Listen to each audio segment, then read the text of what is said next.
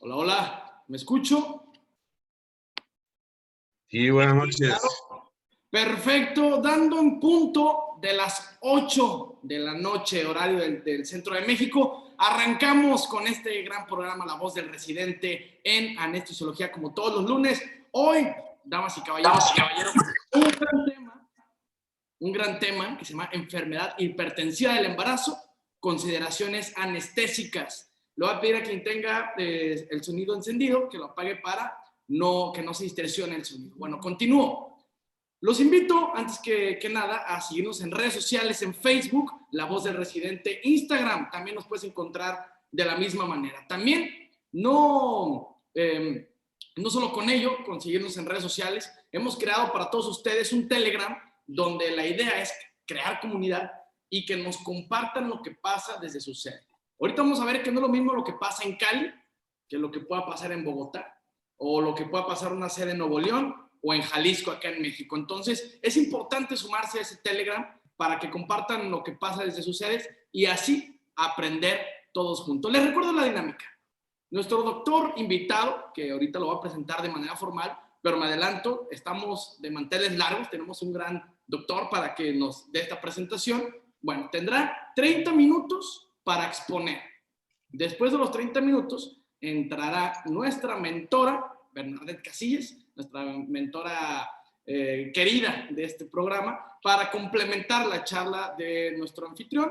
Y posteriormente pasamos al público para que puedan hacer sus preguntas y la pueda contestar nuestro médico invitado. Ahora bien, antes de empezar, me gustaría dirigirme a los jefes de residentes.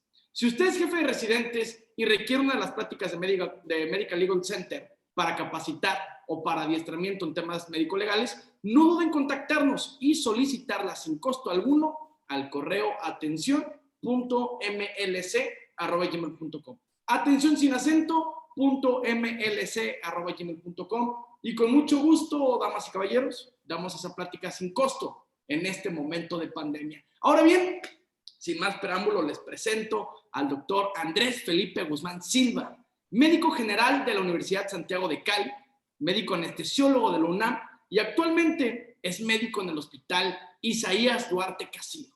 Bienvenido, doctor Andrés. Le dejo los micrófonos, se los otorgo y lo dejo con el mejor público, que son los residentes de anestesiología. Adelante, por favor. Perfecto, muy buenas noches, gracias por la invitación. Es un honor para mí, pues, que me hayan hecho esta invitación. Realmente estoy muy contento. Pues México fue mi segundo hogar, pues ya estoy aquí en Cali. Afortunadamente, pues, volver a la tierra después de tanto esfuerzo que costó estudiar, ¿no es así? Entonces, bueno, a lo que vinimos, ¿no? Entonces vamos a empezar. Para los que no me conocen, yo soy el doctor Andrés Felipe Guzmán Silva. Ya como bien me presentaron, soy médico general de la Universidad Santiago de Cali y soy pues médico anestesiólogo actualmente pues de la Universidad Nacional Autónoma de México, recién egresadito, pues mejor dicho, acabo de salir. Muy bien, el tema que nos corresponde el día de hoy, estoy viendo es que no me permite ampliar la pantalla. Permítame un segundo. Permítame un Claro, sin segundo. bronca. Sí, sí, sí. Ah, es que me aparece la barra acá abajo y no me está dejando. Ok, ¿Qué ya. va a ser la que te impide? Sí, sí, ya, perdón. Ahora sí, ya Listo. estamos. ¿Se ve bien? Ya, se ve perfecto. Perfecto. Bueno, muy bien. Para empezar, pues bien lo mencionó, la enfermedad hipertensiva del embarazo, pues es algo que es a nivel internacional, ¿no? No solamente esto pasa aquí en Colombia, en México, no estamos hablando que es una enfermedad que se comporta de manera similar en los diferentes países. Obviamente se nos ve mucho más reflejado en los países que son menos desarrollados, ¿no es así? Caso, pues estamos hablando a nivel Latinoamérica, ¿no? Entonces, para hablar un poco, permítame de esto, pues quise presentar un caso clínico. Yo presenté mi servicio social en San Pedro Pochutla, allá en el estado de Oaxaca. Entonces, pues para dar preámbulo, es una paciente femenina de 28 años, grávida de 2 partos, 1 de 37 semanas, residente de la región, con escolaridad primaria incompleta, con un interrogatorio indirecto pues hacia la madre, con una barrera del lenguaje, ya que hablaba zapoteco la mamá, entonces lo que hablaba de español era muy poco. Se presenta muchísimo pues en la región de Oaxaca, que tienen diferentes pues, eh, digamos que tienen tantas culturas en un solo estado, y se presenta esta barrera del lenguaje, es muy común. Entonces, dentro de los antecedentes de lo que se pudo recopilar, pues una paciente que tuvo un parto, que no presentó complicaciones durante el mismo hace 2 años, 3 controles prenatales y sin ninguna otra comorbilidad asociada. El motivo de su ingreso ingresó aproximadamente el 28 de junio del año pasado a las 3 de la mañana. La paciente pues presenta una pérdida súbita, una alteración de su estado de conciencia, ¿no? No establece contacto verbal con, digamos, ni verbal ni visual, que pues es llevada por la comunidad, y la familiar, que en caso de la mamá, pues refiere que presenta un síncope con posterior aparición de convulsiones tónico-clónicas generalizadas, en 2 ocasiones de duración corta, pero sin relajación de esfínteres. Le dieron manejo en urgencias de allá del Hospital de San Pedro Pochutla, donde dieron diazepam en 2 dosis consecutivas. Finalmente, pues, le iniciaron el manejo del sulfato de magnesio con su bolo, y continuó pues su perfusión a 1 gramo intravenoso por hora. Y estuvo pues en Toco, allá no hay UCI, allá es un hospital de nivel 2, estuvo en Toco. Por la razón que haya sido, el ginecólogo pues decidió pasar el turno hasta las 9 de la mañana, que se le hizo la valoración. Encontramos pues a una paciente que tenía unas cifras tensionales supremamente elevadas, eh, con una frecuencia cardíaca igualmente elevada, manteniendo la saturación, pero pues con oxígeno o con bolsa de reservorio, con los distintos datos. Una paciente obesa, las pacientes de Oaxaca son muy bajitas, y bueno, esta estaba muy gorda además. Entonces se veía deshidratada, pálida, con compromiso pues de su esfera mental, con un Glasgow de 11/15, pupilas isocóricas hiporreactivas con reflejos tendinosos aumentados. Se considera la valoración de la vía aérea, pues se considera difícil debido pues a que la paciente no acata órdenes, y pues además se presenta pues en miembros inferiores. Se le da una clasificación de ASA 4 de carácter urgente, el plan anestésico con una anestesia general balanceada. Se revisan estos laboratoriales que muestran pues los siguientes parámetros, de resaltar aquí la elevación de nuestras, digamos, de nuestras transaminasas, de la fosfatasa alcalina, de la LDH, ¿cierto? También de la creatinina, sin comprometer pues los tiempos de coagulación. Realmente el transanestésico pues se decidió una inducción de secuencia rápida pues por las condiciones de la embarazada, a base de fentanil, lidocaína, propofol y rocuronio. Se intubó sin ninguna complicación. Afortunadamente se hizo mantenimiento con sevoflurano, manteniendo la ventilación mecánica dentro de parámetros de protección pulmonar, o al menos de los que permitía la máquina, ¿cierto? Y como ayudantes para prevención de hemorragia fue con oxitocina. Afortunadamente pues, a pesar de que tenía la perfusión de sulfato de magnesio, tolera bien, paracetamol IV, dexametasona y metoclopramida. El transanestésico se comportó relativamente estable, obviamente con cifras tensionales elevadas al principio, pero se dejó controlar sin ningún inconveniente. Se mantuvo muy bien, capnografía, temperatura no cambió. La extubación pues se hizo con antagonismo farmacológico con su Gamadex. Presentó una extubación exitosa. Con respecto al Apgar del producto, pues fue de 7 al minuto, a los 5 fue de 9 y a los 10 fue de 9 también. Solamente requirió un ciclo de ventilación a presión positiva sin ningún otro hallazgo, ¿cierto? El sangrado afortunadamente se controló. Entonces esta fue la hoja del registro transanestésico. Como vemos, pues se comportó de una manera igual. Afortunadamente pasó a la unidad de cuidados posanestésicos. Allá no, vuelvo y lo menciono, no se cuenta con una UCI, entonces pues, digámoslo así, esa mujer estaba para vivir. Entonces, en su posanestésico se pasa a la unidad de cuidados posanestésicos presentando un Ramsay, ligera somnolencia, sin presencia de dolor. El aldrete en la primera hora estuvo un poco comprometido, solamente la alteración de su estado de conciencia, pero posterior a ello, pues tuvo una buena recuperación, ¿cierto? Se estuvo en vigilancia unas 3 horas, fue valorado por medicina interna inmediatamente e inició pues manejo con nifedipino 30 miligramos por vía oral en cuanto toleró la misma. Entonces, el objetivo pues de esta charla pues es importante entender la clasificación de los estados hipertensivos, porque eso incluso se determina qué vamos a realizar, qué factores de riesgo se asocian, entender brevemente la fisiopatología porque es bastante compleja, pues más tiempo ha pasado, más se ha descubierto, ¿cierto?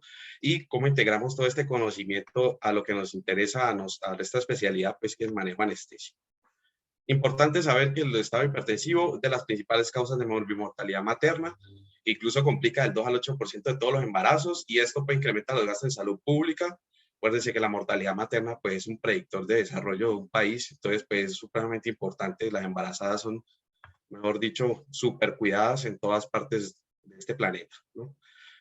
Debemos tener en cuenta que tenemos una gama amplia de clasificar estas, entre las cuales está hipertensión gestacional o también conocida inducida por el embarazo, la preeclampsia, que puede tener o no datos de severidad, un síndrome de HELP y finalmente la eclampsia, ¿cierto? Entonces, pues hablar un poco de epidemiología a nivel global, importante pues en todo este tiempo de lo reportado pues en el boletín del 2019 reporta que incluso Latinoamérica y el Caribe presenta es la causa hasta un 26% de las muertes maternas, incluso superando África, ¿cierto? Y pues en Estados Unidos, digamos que también está repuntando por eso mismo y digamos que no se sabe por qué. Pero pues esto ha ido mejorando, pues conforme se entiende un poco más de esta enfermedad y las medidas que se van teniendo. Menciono aquí en México del 2016, pero es para hacer una comparación con lo que nos está sucediendo ahora, ¿no? Entonces, México del 2016, vemos que presentaron unas 760 muertes maternas, de las cuales la primera causa fue la enfermedad hipertensiva asociada al embarazo. Entonces, esto es muy importante, o sea, la importancia de entender ese tipo de enfermedades, ¿no es así? El 2018, pues igualmente continúa la tendencia, como podemos ver en la gráfica de la derecha, la enfermedad hipertensiva, pues hasta ese entonces, en 2018, estaba repuntando pues como la causa de mortalidad materna, presentándose varios casos, ¿no? Obviamente a mayor edad, mayor riesgo, y eso fue lo que repuntó. ¿Listo? Entonces, como podemos ver aquí en la gráfica, sobre la línea roja, el riesgo de mortalidad materna pues se aumenta exponencialmente con la edad. ¿Qué pasa en el 2021? Bueno, como vemos, la tendencia está igual con la edad, pero aquí nos aparece algo nuevo en el panorama y es la presencia del COVID-19, ¿no?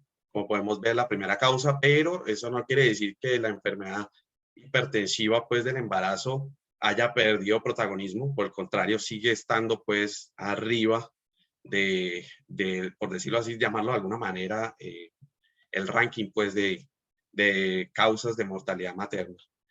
Así mismo pasa en Colombia, o sea, no es una tendencia solamente de México, sino que también tenemos en Colombia, se estima pues de que la mortalidad materna es aproximadamente 52.9 por cada 100.000 nacidos vivos.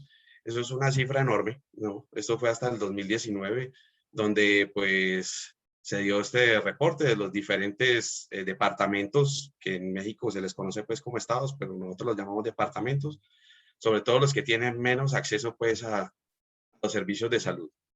Hasta el 2019 podemos ver que aquí, al igual que en México, la principal causa pues, fue la enfermedad hipertensiva del embarazo, eclampsia, preeclampsia. Ahora aparece en el panorama, cuando se registra pues, hasta la 8ª semana epidemiológica de este año, aparece causas directas que son nuevamente relacionadas como tal al evento obstétrico y causas indirectas.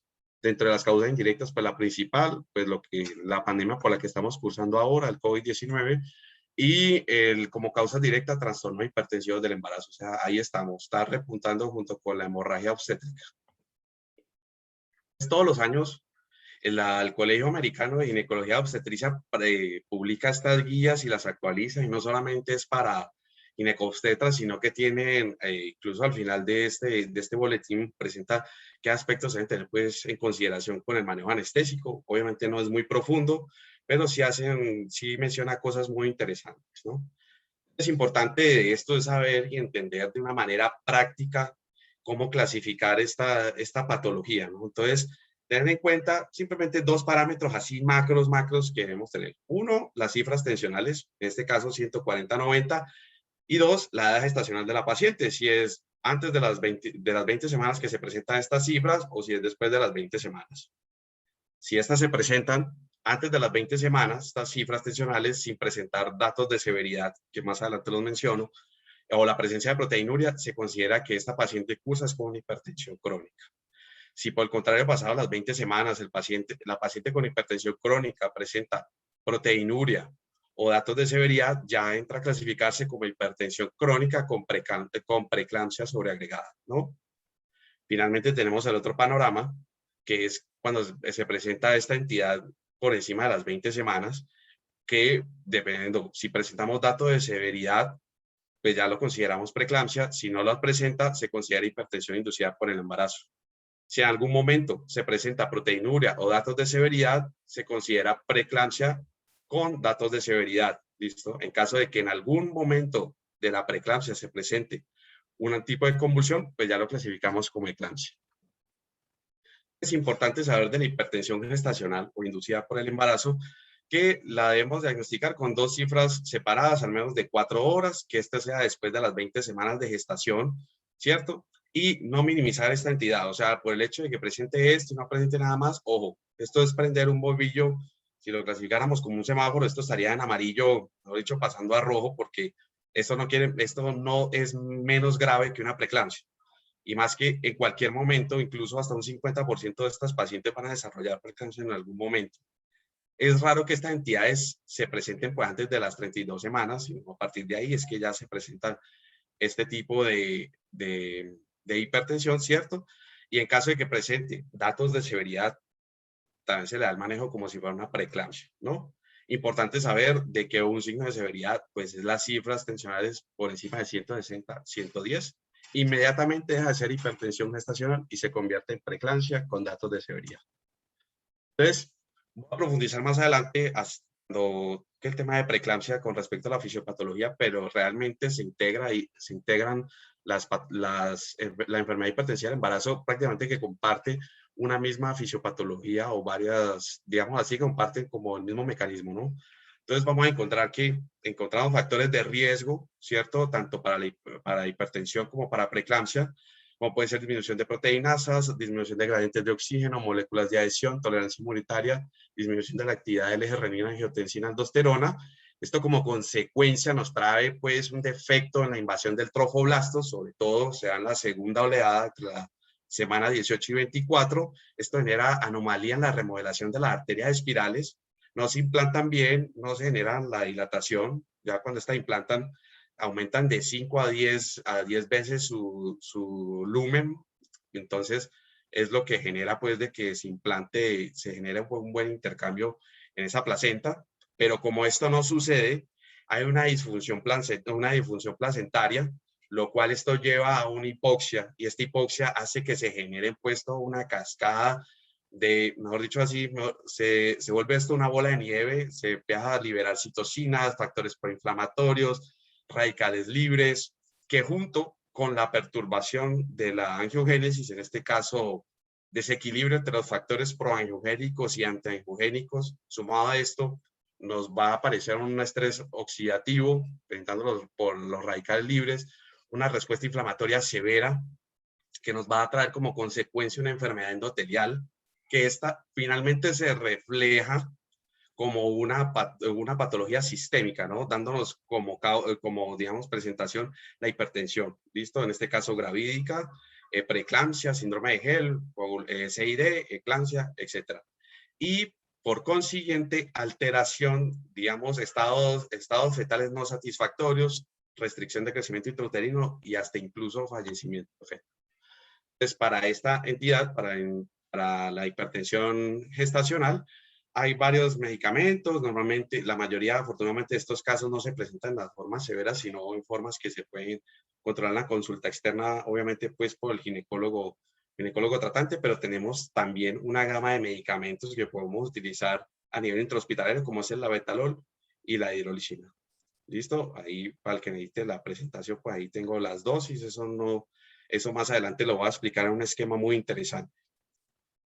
Respecto a la preeclampsia, diagnóstico, igual que el anterior, pues cifras tensionales por encima de 140-90 en 2 ocasiones, con diferencia de 4 horas, que se presente posterior a las 20 semanas, pero esta debe presentarse agregado a lo siguiente, que es la presencia de proteinurias o síntomas pues premonitorios.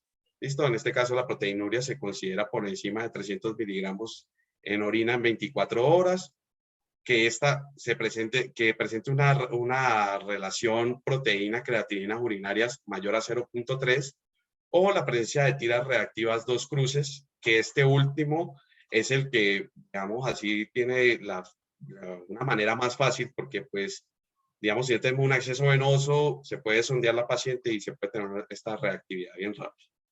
Entonces, que debemos tener en cuenta la presencia de falsos positivos, digamos que se puede presentar solamente si con una sola cruz y hasta con tres cruces se puede presentar hasta un 9%, entonces las guías recomiendan que que para tener una mayor exactitud, pues que con la presencia de dos cruces, más los criterios anteriormente mencionados, con eso tenemos para nosotros dar un diagnóstico de preeclampsia. Esta igualmente tiene su clasificación y está más enfocada como por la causa más que por otra cosa. La tipo 1 es de inicio temprano, se considera antes de las 34 semanas y esta se asocia a malformaciones placentarias. Estas, más que todo, están dadas por alteraciones, perdón, por antecedentes familiares que hayan padecido de preeclampsia. Y tenemos en la contraparte una inicio tardío, o también conocida como tipo 2, que, digámoslo así, es la que más se presenta hasta el 80% de los casos, dentro de las cuales la principal causa son maternas, ¿no? Pues tenemos la diabetes, gesta múltiple, etcétera, etcétera, ¿no? Hipertensión, cardiopatías, etcétera. ¿Cuándo consideramos que la preeclampsia tiene datos de severidad? Ya les había mencionado cifras tensionales por encima de 160 a 110 en dos ocasiones, recuento plaquetario por debajo de 100, o sea, una trombocitopenia, plaquetopenia, una insuficiencia renal que se presente, pues, que sea de novo, que presente creatinina sérica por encima de 1.1 o el doble de la basal en ausencia de enfermedad renal. Entonces, ojo ahí, pues, porque bueno, se puede encontrar o a causa de la misma hipertensión crónica, pacientes pues, pueden haber generado una enfermedad renal previa, ¿no? Alteración de la función hepática, como pueden ser las transaminasas elevarse al doble, o digamos síntomas que manifieste como dolor en cuadrante superior derecho o en epigastrio, que este no se da pues con el manejo analgésico. Finalmente, edema pulmonar, la presencia de edema pulmonar, la presencia de cefalea que no mejore con manejo analgésico y en menor proporción las alteraciones visuales como los fosfenos. Muy bien, este estudio que se hizo en el 2014 fue muy interesante, fue una cohorte prospectiva multicéntrica, esta se hizo en varios hospitales de Canadá, en Estados Unidos, bueno, en fin, varios hospitales, se tomaba una muestra muy grande pues de pacientes con los criterios de inclusión y ellos vieron pues de pacientes que presentaban preeclampsia, que presentaron preeclampsia, qué factores de riesgo tenían. Como podemos ver, pues son varios factores dentro de los cuales quiero resaltar, sobre todo una hipertensión previa, el hecho de un embarazo múltiple, pero ojo aquí, y quizás lo puedo decir a nivel México, bueno, aunque también pues Colombia, pero en México que predomina tanto la obesidad, se vio que era más exponencialmente el riesgo a mayor índice de masa corporal. Podemos ver que incluso pacientes con índice de masa corporal por encima de 40 tiene unos ratios de 7.53. O sea, esto es una cosa que es alarmante y realmente no solamente en México, en Colombia también hay mucha paciente con sobrepeso y obesidad. Entonces, importante, ojo ahí con estas pacientes, ¿no? Pues vamos a hablar de la fisiopatología de esta enfermedad. Son varias teorías las que existen. Finalmente, es una la que más se ha estudiado, pero estas de todas maneras han tenido importancia como tratando de explicar qué es lo que pasa con esta enfermedad y asimismo mitigar pues las posibles causas y prevenir esta aparición, ¿no? Entonces, una está la isquemia uteroplacentaria crónica, maladaptación inmune, toxicidad por lipoproteínas de muy alta densidad, el incremento de la apoptosis o necrosis del trofoblasto, ¿cierto? Y algo que pues así lo puse básicamente textualmente del inglés, ¿no? El imbalance de factores proangiogénicos y antiangiogénicos, un desbalance o un desequilibrio, como lo quieran llamar. Pues tener en cuenta qué va a suceder en esta última que le acabo de mencionar. Pues va a haber una deficiencia de la expresión de estos factores proangiogénicos, por ende va a haber un daño y este daño pues nos va a repercutir finalmente en una placenta anómala, patológica, con liberación pues de otros factores tanto proinflamatorios, se genera pues factores antiangiogénicos que durante el embarazo normal no es normal que se expresen, por el contrario se expresan factores proangiogénicos para volver los vasos de resistencia, volverlos de capacitancia y se presente pues en el sincitio un buen intercambio de nutrientes para el feto, ¿no? Entonces vamos a tener las teorías de 2 etapas, ¿listo? En la cual se divide en 2, pues como bien lo dice. La primera, que es una asintomática, y la segunda etapa, que ya es cuando se presentan los signos y síntomas que ya mencionamos. Entonces, veamos. Finalmente, tenemos, por ejemplo, factores de riesgo genéticos, inmunológicos y ambientales que nos van a generar como consecuencia una placentación anómala de esta misma placenta, pues nos va a generar una hipoperfusión placentaria, lo que conocemos primera etapa hasta el momento sin síntomas, más estos factores placentarios nos trae como consecuencia una disfunción endotelial sistémica, que ya es cuando empezamos a presentar la elevación de las cifras tensionales, proteinuria, etcétera, etcétera, por la misma endoteliosis que se presenta, glomeruloendoteliosis que se presenta, ¿no? Finalmente, pues, pasa lo siguiente, en un endotelio sano, normalmente tenemos nuestro óxido nítrico totalmente, digamos, funcional, sobre todo el endotelial funcionando, baja expresión de radicales libres de oxígeno, poca excreción de microalbuminuria, disminución de la apoptosis, ¿cierto? Un buen gasto cardíaco, hay disminución de factores antiangiogénicos y factores inflamatorios. Por el contrario, se expresan más los factores proangiogénicos, ¿cierto? Y es lo que llamamos nosotros, se mantiene una protección del endotelio, es decir, un endotelio sano, un sincitio sano, o sea, un buen, adecuado intercambio de nutrientes.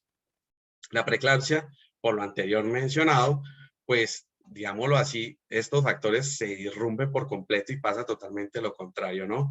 Presentándose desequilibrio anteriormente mencionado de los factores proangiogénicos y los antiangiogénicos, dando como consecuencia una disfunción endotelial, generando pues un sincitio dañado o estresado, pues, y un endotelio dañado, ¿no? Entonces, ¿qué es lo que pasa? Aquí presentamos de estos factores normalmente, ¿qué pasa? Se expresan más los factores proangiogénicos, como podemos ver, permítame, aquí con el puntero, aquí normalmente estos vasos espirales que penetran pues hacia el miometrio, pierden esa capa de músculo liso y estos se dilatan, pasan de ser vasos de resistencia pues a capacitancia, y esto es lo que permite que esta unión entre el sincitio trofoblasto y en la propia pues decidua haya bastante, digamos, aporte sanguíneo y se presente un rico intercambio de nutrientes y oxígeno, ¿no? Finalmente esa es la membrana que va a nutrir al feto. Pero ¿qué es lo que pasa? Al presentar desbalance, es decir, poca expresión de factores proangiogénicos, listo, como los factores de crecimiento endotelial vascular, los placentarios, ¿cierto? Y predominan, por ejemplo, los factores de tirosina y los factores de endoglina. Estos, ¿qué es lo que pasa? No va a permitir de que este músculo liso digamos, se remodele este músculo liso, sino que por el contrario se conserve, e incluso al perder concentraciones de óxido nítrico endotelial, lo que va a generar es que se presente vasoconstricción, y esto va a generar finalmente una isquemia en esa placenta, ¿no? Poco intercambio de nutrientes, riesgo de restricción de crecimiento del feto y, bueno, lo anteriormente mencionado. ¿Listo? Como consecuencia, esto nos va a llevar a un estrés del retículo endoplásmico, por ende, estrés oxidativo. Ahí se genera pues anticuerpos hacia los receptores de angiotensina 2, va a predominar entonces una inflamación intravascular, y esto nos trae como consecuencia el efecto pues antiangiogénico y como manifestación clínica de elevación de nuestras cifras tensionales. Andrés, ¿Sí? Andrés, solamente tenemos 5 minutos más para que tomes bien tu tiempo. Ay, santo Dios. Uy, todavía. Sí. Bueno, voy a adelantarme entonces un poco. Es importante que se genera, a dejar claro unos puntos, y se genera, digámoslo así, expresión de factores proinflamatorios, se genera pues estrés sobre el músculo liso. Entonces vamos a presentar finalmente isquemia placentaria, es lo que quiero que quede, isquemia placentaria, hipoxia, y por ende pues como consecuencia restricción de crecimiento intrauterino y todos los signos y síntomas pues que conocemos de esta enfermedad. La eclampsia, para no hacerlo muy largo, la aparición de convulsiones de novo, ¿cierto? Que estas pueden ocurrir hasta las 72 horas posparto, tener ya en cuenta diagnósticos diferenciales como malformaciones AB, aneurismas rotos o convulsiones idiopáticas, que incluso se presentan con manejo del sulfato de magnesio. ¿No es así? Pues dentro del manejo, pues inicialmente primario es para la profilaxis con sulfato de magnesio. Esto tiene un nivel de evidencia alto. El síndrome de Hell, que es por sus siglas, que es hemólisis, elevación de las enzimas hepáticas y disminución del recuento plaquetario. Esto se considera pues obviamente dentro de los criterios de una preeclampsia con datos de severidad y por lo que aumenta incluso digamos el riesgo de morbimortalidad maternos, ¿no? Qué pena estar corriendo eso así. Entonces, importante que es que se presenta la mayoría de veces pacientes que nos manifiestan dolor en hipocondrio derecho, en cuadrante superior derecho. Entonces, ojo ahí cuando se manifieste pues la paciente, se puede manifestar en cualquier etapa del parto. El manejo, realmente hay una zona gris entre las 24 y 33 semanas que se dice madurar este feto y hacer la extracción lo más, de quitar la causa pues de esta preeclampsia, que es el caso pues la placenta. ¿Listo? Manejo de hipertensión crónica, pues es igual, importante que es un factor de riesgo importante, nos aumenta el riesgo de cesárea, de hemorragia, de diabetes gestacional, y esta se presenta incluso con preeclampsia hasta en un 40%, entonces no minimizar, por favor, pacientes con hipertensión. Mientras esté entre las metas, entre 120 y 160 la sistólica, de 80 a 105, no hay ningún problema, no hay necesidad de darle manejo pues muy estricto, pero que estas no superen estas cifras porque ya pasa a ser con datos de severidad. Esto pues nos trae pues más morbimortalidad a la paciente. El manejo de esto está basado pues en las guías Cochrane que fueron publicadas en 2010. Manejan de todas maneras como medicamentos de acción rápida como la betalol y la hidralazina, manejo intravenoso, de los cuales pues es vigilancia, dependiendo del medicamento que dispongamos, de 15 a 10 minutos, vamos duplicando las dosis, en caso de que presentemos una tercera vez y no presentemos mejoría, pues cambiar el antihipertensivo. ¿No? Lo que ¿Sí? Andrés, tenemos solo 2 minutos. Ay, bueno, ya llegó la anestesia. Vamos rápido, ya casi acabo. ¿Sí? Entonces, importante, la valoración preanestésica, gravedad de la enfermedad, o sea, ¿en qué estadio estamos? La valoración de la vía aérea es muy importante si se puede, aunque ahorita en esta época muy complicado. El estado hemodinámico, porque eso depende si la manejamos en UCI o si la vamos a manejar en labor, y los parámetros de coagulación. Y esto, no olvidar los riesgos de la paciente. Acuérdense si esta paciente presenta datos de severidad o no y si está recibiendo o no profilaxis con sulfato de magnesio. ¿Listo? La embarazada siempre está propensa pues a sangrado, edema de la vía aérea y pues importante y lo ideal sería tener disponibilidad de equipo de vía aérea difícil, un carro de vía aérea difícil, ¿no? Para garantizar la vía aérea de esta paciente. Es importante que en la preeclampsia, sobre todo en pacientes que presenten pues con datos de severidad, ojo ahí si están presentando disfunción cardíaca o presenta edema pulmonar, porque incluso esto limita el manejo con nuestros anestésicos. Si el paciente presenta síndrome de Hell o hay datos de severidad, ojo, si van a utilizar anestesia neuraxial, a tener en cuenta el riesgo de hematoma epidural, ¿no? Se dice que para la profilaxis con aspirina que le dan a estas pacientes no es una contraindicación absoluta, hay que ver cada caso, individualizarlo. Caso de disfunción hepática severa o presencia de CID, pues obviamente contraindica el bloqueo neuraxial. Y pues tener en cuenta que los tiempos de coagulación, el TP y el TTP, el fibrinógeno no cambian durante la preeclampsia, pero sí el recuento plaquetario, ¿no? Entonces, muy en cuenta con eso. Entonces, UCI o labor, bueno, la UCI, más acostumbrados a la monitorización invasiva, aparte pues de que puede presentar más recursos en el sentido de más instrumental, personal obviamente más capacitado para el manejo de paciente crítico, y en labor la ventaja pues que está ahí nomás para hacer una atención rápida de la, digámoslo así, la término del embarazo, ¿no? Con respecto a la monitorización. Se terminó el tiempo. Ay, ver. Vamos a detenernos, por favor. Okay. Sí, está bien. Gracias. Adelante, mentora. Muchas gracias. Voy a darte unos comentarios, Andrés. Adelante, nomás me apoyas dejando de compartir tu pantalla, por favor. Gracias. Le falta, ok. Andrés, te voy a hacer una recomendación y voy a dar algunos puntos de vista.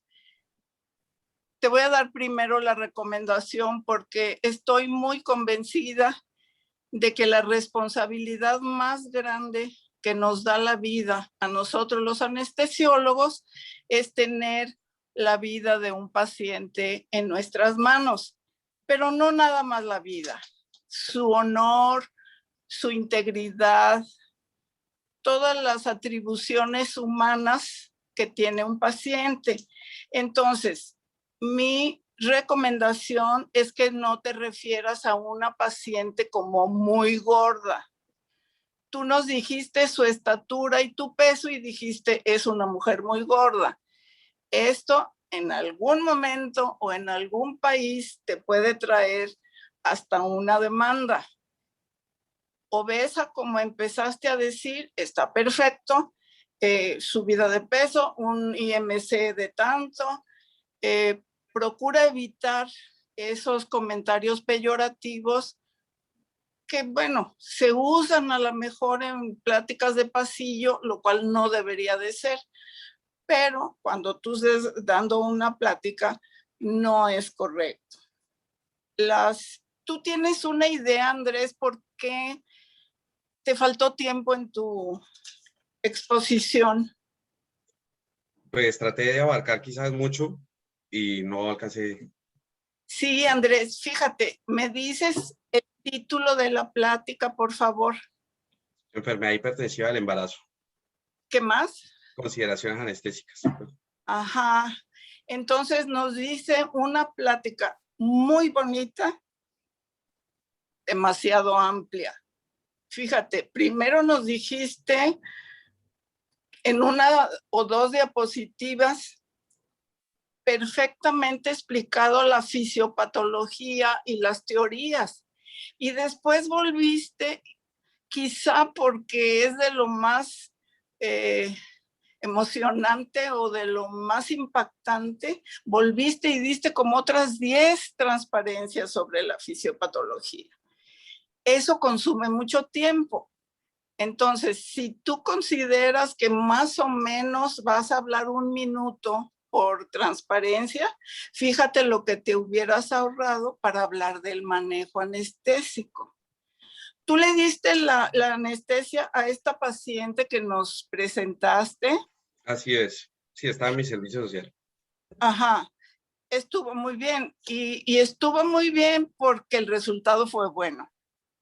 ¿Sí? Estuvo bien manejada. Y me imagino que su familia se fue muy contenta y ella fue dada de alta del hospital para cuidar a su niño, que a fin de cuentas es lo que queremos los médicos, ¿no? Regresar a la sociedad un paciente funcional. Entonces, ahí te puedes sentir muy contento. Un like, se fue bien la señora. ¿Por qué no le diste una anestesia regional? Bueno, tenía uno de que la paciente tenía compromiso de su esfera mental, ¿no? Entonces, una paciente que no estaba acatando órdenes, no, realmente no nos escuchaba. Siento que se demoraron muchísimo, fueron más de casi 6 horas, pues en lo que se le hizo la abordada en urgencias. No sé por qué el ginecólogo apenas hasta las 9 de la mañana nos pasó el turno, porque realmente yo desconocía cuando la abordo, me encuentro este caso, entonces ya que tomáramos como, digamos, con lo que me encontré con estos parámetros, por su estado mental, no me tenía su consentimiento realmente, la mamá tenía limitación pues para darme su consentimiento para un bloqueo neuroaxial, entonces ante la misma urgencia consideré una anestesia general balanceada, fuera de que no sé si podía presentar un riesgo de convulsión nuevamente, entonces el problema sería que pues, a nivel intraoperatorio me presentara otro episodio y finalmente terminar abordando la vía aérea. De todos modos, desde un principio, exactamente. Sí. Yo creo que uno de los factores más importantes sería también la diferencia de idiomas, ¿no? Porque Sí. la mamá no iba a estar en el quirófano. Así Entonces, es. está muy difícil explicarle, voltéese de lado, le voy a poner una aguja en su espalda, y ella no estaba muy bien mentalmente. Creo que ese fue la principal motivo, que está bien, desde luego, aunque para la intubación endotraqueal también se necesita un consentimiento informado que no tenía. Entonces, podías haberle hecho una anestesia regional bajo la premisa de que era urgencia, igual que hiciste la intubación, ¿sí? Todos estos factores hay que tenerlos en cuenta. Te repito, estuvo bien tu manejo, simplemente son comentarios para futuras pacientes, ¿no? Porque es muy frecuente ver estas pacientes, como tú bien lo dijiste, en toda América Latina. Y en Estados Unidos, pues está aumentando tremendamente, ¿sí? Ahora el 20% de sus embarazos tienen preeclampsia. Es una cosa muy loca, ¿sí? Bueno, ¿te acuerdas cuál es la preeclampsia atípica? Preeclampsia típica, no, realmente en los textos de lo que he leído no escuché mención de eso. Es algo muy, muy curioso, o que no muchos textos abordan, pero también hay que estar pendientes. Hay mujeres con 2 estados que pueden presentar preeclampsia, y es preeclampsia antes de la semana 20, que es, a veces, como es una enfermedad del trofoblasto, tú bien lo dijiste, a veces, ¿qué enfermedad del trofoblasto conoces que puede ser hasta mortal? ¿Qué otra enfermedad del trofoblasto? ¿Qué otra enfermedad del trofoblasto? Pues no sé si tenga que ver la embolia de líquido amniótico, o sea, migración de estas células. No. No, del trofoblasto. Algo pasa con el trofoblasto que puede terminar en cáncer o en la muerte de la paciente. No, realmente no desconozco de esa otra enfermedad del trofoblasto. La mola hidatidifícil. La mola, sí. Y claro, y un paciente con mola pudiera tener preeclampsia antes de la semana 20. También las mujeres con embarazos múltiples, como es una placenta gigantesca, si tiene factores de riesgo, pudiera presentar preeclampsia antes de la semana 20. Esto no es común, pero conviene tener en mente, porque todos damos anestesia para mujeres embarazadas. Entonces nos puede brincar la liebre en algún momento. Y bueno, es todos mis comentarios y mi recomendación, Andrés. Muchas gracias. A usted, doctora. Muchas gracias, doctora Bernardet, siempre muy puntual con sus comentarios, siempre en pro de que mejoremos todos y de esta manera pues poderlo también retribuir en donde nos estamos desenvolviendo. Voy a leer comentarios que le dejan al doctor Andrés, felicitándolo desde México. Buenas tardes desde Monterrey, Nuevo León. Muchas felicidades por parte de Alejandro Pereira. Miguel Ángel Ulloa pone saludos desde Ciudad del Carmen, Campeche. Muchas felicidades al doctor Andrés. También pone Viri Nodal, excelente presentación. Muchas felicidades. Gabriel Ruiz también felicita al doctor Andrés. Y yo entiendo, doctor, que estos temas es para hablar horas. Es muy complicado. Le puedo hacer ese comentario. Lo felicito porque es muy difícil resumir un tema tan complejo en media hora. Es parte del reto de la voz del residente, hacerlo digerido, pero creo que aquí aprendemos todos. Y el que lo explica aprende el doble. Entonces, también de mi parte, felicitarlo. Voy a ver mensajes en Facebook, porque recordemos que también se transmite en Facebook, lo mandan felicitar. Doctor, y bueno, me gustaría pasar a sus conclusiones. Le doy 3 minutos para que dé sus conclusiones y pasamos a dar pie al final de este programa. Doctor Andrés, los micrófonos son suyos nuevamente.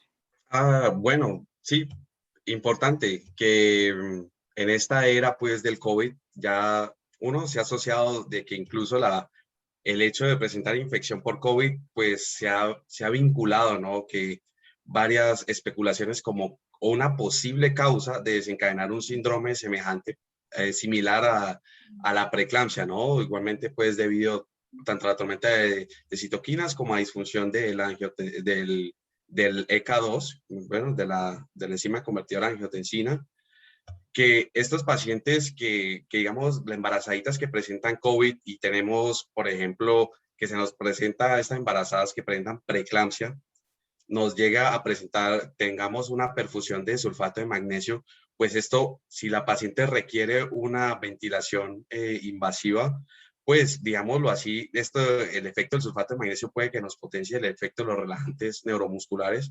Entonces, ojo ahí con la perfusión con sulfato de magnesio. Importante que el conocimiento del anestesiólogo no solamente se debe basar pues en qué le vamos a dar y solamente como el periodo por decirlo así, intraoperatorio, no, sino que esto abarca todo el periodo perioperatorio, es decir, tanto de la valoración, durante los posibles eventos o digámoslo así, consecuencias del acto quirúrgico como tal, y después del mismo que nos pueda presentar esta patología y nosotros estemos ahí, debemos conocer pues todo lo de esta enfermedad, ¿no? Tanto la fisiopatología sobre qué acciones debemos tomar, qué hipertensivos saber utilizar, qué medicamentos debemos ocupar con estos pacientes. Importante pues también que cada paciente individualizarlo, ¿no? Las embarazadas no son un mundo, de por sí ya son un mundo, porque realmente son dos seres vivos. El hecho de tener esa responsabilidad, pues el anestesiólogo entra, digámoslo así, a cuidar digamos así, a dos pacientes. Entonces, individualizar cada caso, no minimizarlos. La eclampsia es igual a una urgencia, definitivamente realmente por mi nula experiencia, porque es poco lo que llevo, debo decir de que sí estuvo muy estresante y realmente es parte, digamos que el aprendizaje constante, ¿no? Entonces, apenas que, por decirlo así, estoy dando mis primeros pasos, pues bueno, nunca se me va a olvidar esta experiencia y cada vez de que lo reviso, pues digámoslo así que me nutro cada vez con lo nuevo que sale, ¿no? Y importante tener en cuenta que el periodo perioperatorio es dinámico, es decir, podemos encontrar una paciente hablándonos, que todo está bien, y de un momento a otro, convulsión, urgencia, paciente con riesgo de broncoaspiración y hay que correr. Y pues como para dejarles así lo último, pues en Cali, la canción que nos representa es Oiga, Mire, Vea, de Guayacán, que es un grupo de salsa. Entonces, tener en cuenta que, oiga, lo que la paciente nos transmite, pues no solamente lo que nos dice, sino lo que nos transmite.